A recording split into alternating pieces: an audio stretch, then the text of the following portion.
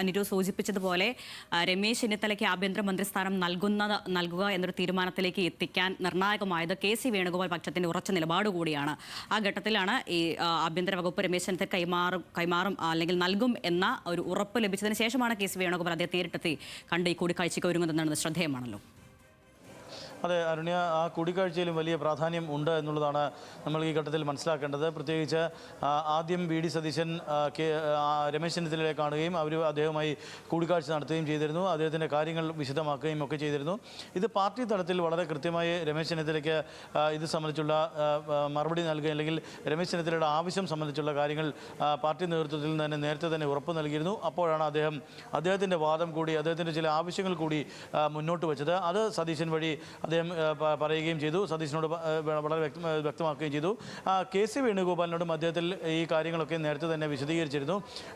ഈ വിഷയങ്ങളൊക്കെ സംഘടനാപരമായ ഈ വിഷയങ്ങളൊക്കെ സ്വാഭാവികമായും ചർച്ച ചെയ്യുമ്പോൾ അത് കോൺഗ്രസ് പാർട്ടിയുടെ നേതൃത്വം വളരെ കൃത്യമായി അതിൽ ഇടപെടൽ നടത്താറുണ്ട്.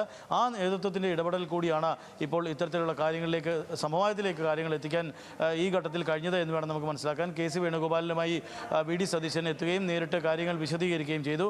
രമേശ് ചെന്നിത്തല ആഭ്യന്തര വകുപ്പ് ഏറ്റെടുക്കാൻ തയ്യാറാണ് എന്നുള്ളത് അദ്ദേഹം വി.ഡി. സതീശനോട് കൂടിക്കാഴ്ചയിൽ വ്യക്തമാക്കുകയും ചെയ്തു. അതേ തുടർന്ന് അദ്ദേഹം വിഷയം വളരെ കൃത്യമായി കെ.സി. വേണുഗോപാലിനെ കണ്ട് അദ്ദേഹത്തെ കാര്യങ്ങൾ ധരിപ്പിക്കുകയായിരുന്നു.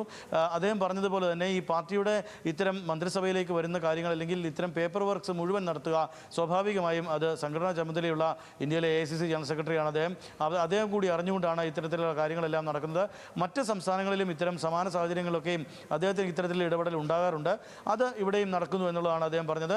മറ്റ് ചർച്ചകളോ മറ്റു കാര്യങ്ങളിലേക്കോ വിശദാംശങ്ങളിലേക്കൊന്നും വി.ഡി. സതീശൻ പോയില്ല എങ്കിൽ പോലും അത് ഏതാണ്ട് മഞ്ഞുരുകലിലേക്ക് കാര്യങ്ങൾ നീണ്ടു എന്നുള്ള കാര്യങ്ങൾ എത്തിയിട്ടുണ്ട് എന്നുള്ളതാണ് നമുക്ക് മനസ്സിലാക്കുന്നത്. രണ്ട് നേതാക്കന്മാരുമായും വിശദമായ ചർച്ചകൾ നടത്തി അവരുമായി നല്ല കാര്യങ്ങൾ ധാരണയിലെത്തിയ ശേഷമാണ് ഇപ്പോൾ ശരി ആൽവിൻ, എന്തായാലും കെ.സി. വേണുഗോപാൽ ഇപ്പോൾ RCയുടെ വീട്ടിലെത്തി കൂടിക്കാഴ്ച നടത്തുകയാണ്. ആൽവിൻ തോമസ് ആണ് വിവരങ്ങൾ പങ്കുവച്ചത്.